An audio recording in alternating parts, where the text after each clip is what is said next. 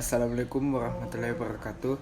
Perkenalkan, nama saya Andi Zekulazar Muhammad, G021 20 10 21, kelas PIPC.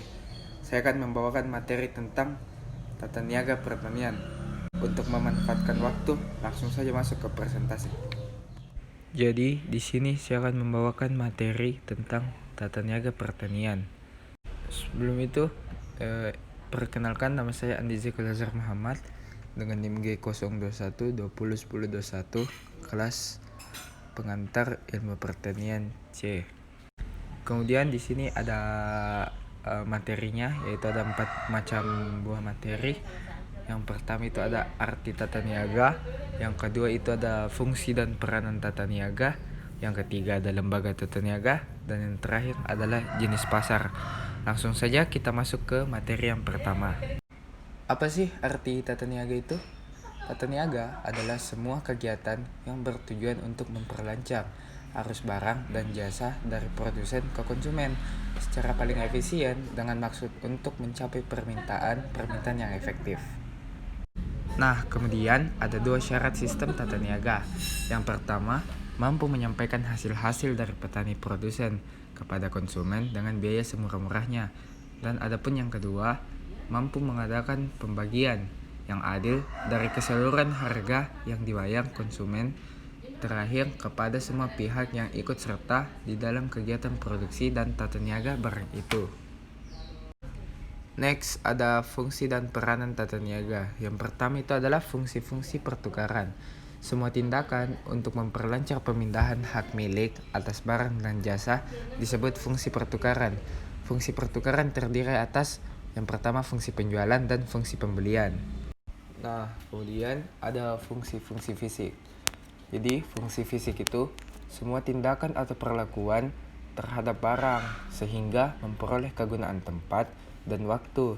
Itu disebut fungsi fisik. Fungsi fisik terdiri atas berikut ini. Namanya itu ada fungsi penyimpanan. Nah, gunanya itu untuk menyimpan barang selama waktu tertentu antara barang dihasilkan sampai dijual. Kadang-kadang perlu ada pengolahan lebih lanjut terhadap barang tersebut. Nah, ada pun juga fungsi pengangkutan, merupakan perencanaan, seleksi, dan penyerahan semua alat pengangkutan dalam proses. Jadi pengangkutannya itu prosesnya selama pemasaran. Nah, kemudian ada fungsi-fungsi fasilitas. Jadi fungsi fasilitas itu semua tindakan untuk menunjang kelancaran pelaksanaan. Fungsi-fungsi pertukaran dan fisik disebut fungsi fasilitas. Fungsi fasilitas terdiri dari 4, yaitu standarisasi dan grading. Yang kedua ada penanggungan risiko. Yang ketiga ada fungsi pembiayaan, dan yang keempat ada fungsi keterangan pasar. Next, kita pindah ke lembaga tata niaga. Lembaga pemasaran pertanian adalah badan yang menyelenggarakan kegiatan pemasaran, menyalurkan barang dan jasa dari produsen ke konsumen.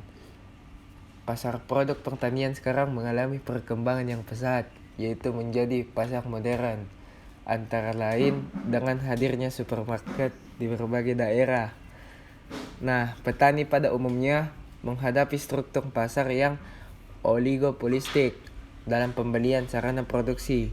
Di sisi lain, petani menghadapi struktur pasar hasil pertanian yang oligopsoni.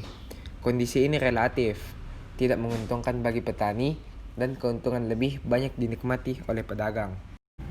Next, kita pindah ke pasar. Di sini ada 2 poin. Yang pertama itu adalah pengertian pasar. Pengertian pasar secara sempit sebagai lokasi geografis di mana penjual dan pembeli bertemu untuk mengadakan transaksi faktor produksi barang dan jasa.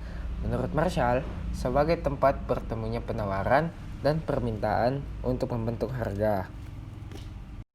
Next, di sini ada jenis pasar. Nah, di sini ada 5 poin. Yang pertama itu adalah jenis pasar menurut bentuk kegiatannya. Contohnya itu nyata dan abstrak. Yang kedua, jenis pasar menurut cara transaksinya. Contohnya itu adalah tradisional dan modern. Yang ketiga adalah jenis-jenis pasar menurut jenis barangnya. Sedangkan poin yang keempat, jenis-jenis pasar menurut keleluasaan distribusi. Contohnya lokal, nasional, daerah, dan internasional.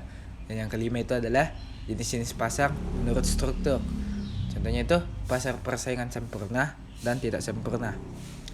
Saya kira cukup, itu saja materi yang bisa saya bawakan. Kurang lebihnya mohon dimaafkan. Wabillahi taufiq wal hidayah. Wassalamualaikum warahmatullahi wabarakatuh.